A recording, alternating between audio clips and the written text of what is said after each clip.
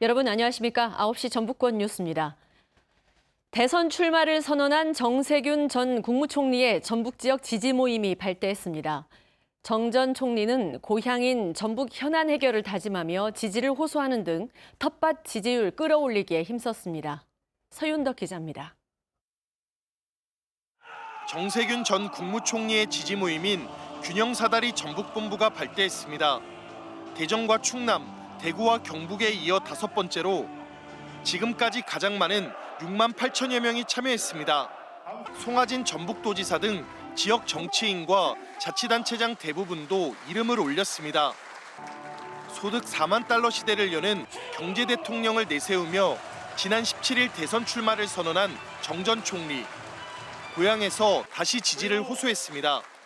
강한 대한민국으로 가야 되겠다 이렇게 생각하시고 이 자리에 함께 하신 거 아닙니까 여러분? 앞서 열린 기자간담회에서는 정 전 총리를 향한 민감한 질문들에 대해 적극 설명했습니다. 무엇보다 출마 선언에도 큰 변화가 없는 지지율과 이준석 국민의힘 당대표 선출로 떠오른 세대 교체론을 의식한 듯 자신만의 본선 경쟁력을 강조했습니다. 특히 새만금 개발과 현대중공업 군산조선소 재가동, 수소산업 육성 같은 전북의 현안을 적극적으로 해결하겠다며 텃밭 지지율 끌어올리기에 심혈을 기울이는 모습을 보였습니다.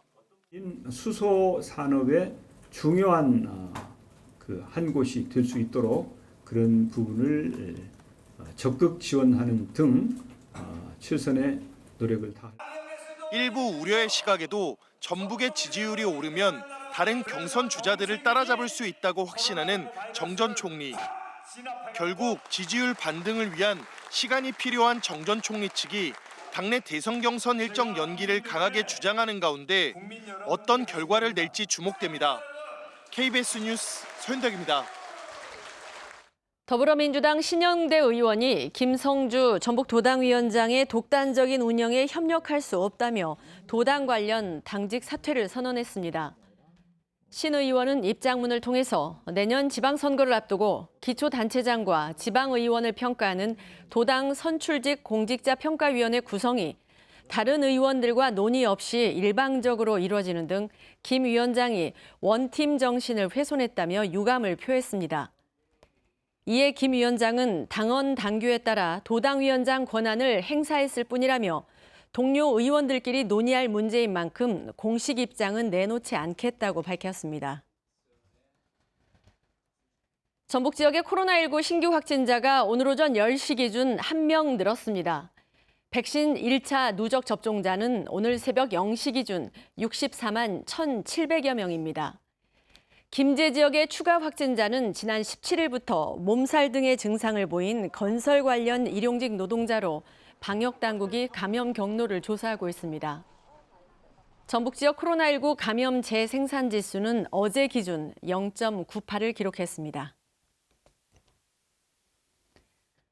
전주와 익산, 군산과 완주 혁신도시를 뺀 전북 지역 11개 시군에서 내일부터 2주 동안 사회적 거리두기 개편안이 시범 적용됩니다.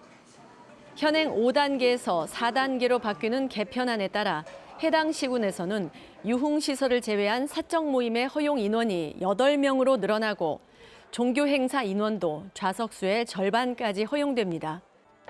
전라북도 방역당국은 조치가 완화된 곳에서도 코로나19 전파 가능성이 있는 만큼 마스크 착용 등 방역 수칙은 계속해서 철저히 지켜줄 것을 당부했습니다. 최근 미세먼지가 많이 발생하는 산업단지 주변에 이를 저감시키기 위해서 숲을 조성하고 있는데요. 그런데 축사 분뇨에서 발생하는 암모니아가 대기 중에 공해 물질과 결합해서 미세먼지가 된다는 사실이 알려지면서 축사 주변에도 숲을 조성하자는 의견이 나오고 있습니다. 이용순 기자가 보도합니다.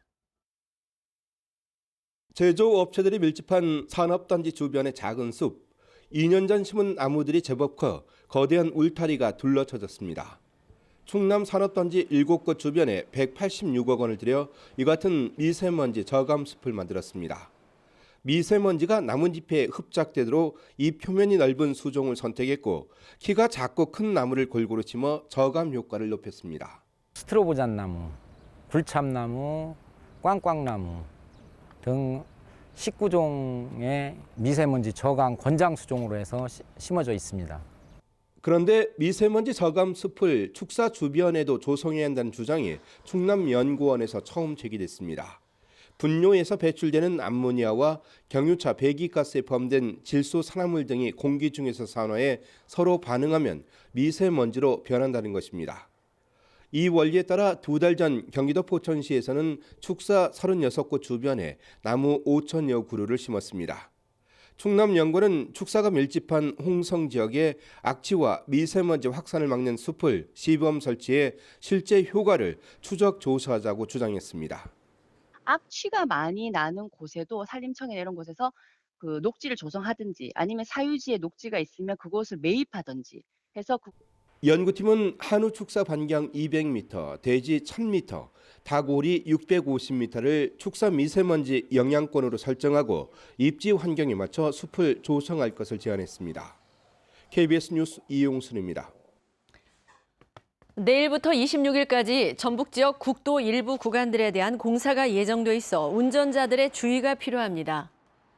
공사 구간은 국도 1호선 익산시 여산면 여산 나들목교와 익산시 금마면 금마6교, 국도 29호선 부안군 백산면 백산교이고 오전 9시부터 저녁 6시까지 방호벽 등을 보수합니다.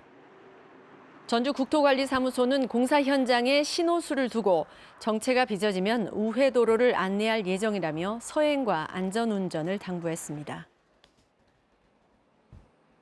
오늘 새벽 1시 40분쯤 익산시 동산동의 한 아파트 3층에서 불이 났습니다. 아파트 한 10제곱미터가 불에 타고 72살 김모 씨가 숨졌습니다. 또 아파트 주민 50여 명이 대피하는 소동이 빚어졌습니다. 경찰과 소방당국은 지체장애를 앓으며 거동이 불편한 김 씨가 미처 몸을 피하지 못한 것으로 보고 정확한 화재 원인과 사망 경위를 조사하고 있습니다. 어제 저녁 7시 10분쯤 군산시 옥구읍의 한 폐기물 처리 업체에서 불이 났습니다. 불은 타이어와 플라스틱 쓰레기 등 1차 폐기물 100여 톤과 업체 내부 100여 제곱미터를 태운 뒤 4시간 40여 분 만에 꺼졌습니다. 경찰과 소방당국은 업체 관계자와 목격자 등을 상대로 정확한 화재 원인을 조사하고 있습니다. 전북지방중소벤처기업청은 내일부터 다음 달 9일까지 올해 전통시장과 상점가 활성화 지원 사업 대상을 모집합니다. 특성화 시장 육성과 복합 청년몰 조성, 주차 환경 개선 등 13개 사업을 지원합니다. 착한 임대료 운동에 동참하고 모바일 온누리 상품권 감액률이 높은 곳을 우대하고 선정 결과는 9월에 발표합니다. 다음 달부터 2달 동안 전북 지역 주요 물놀이 지역에서 119 시민 수상 구조대가 운영됩니다. 전북권 뉴스를 마칩니다.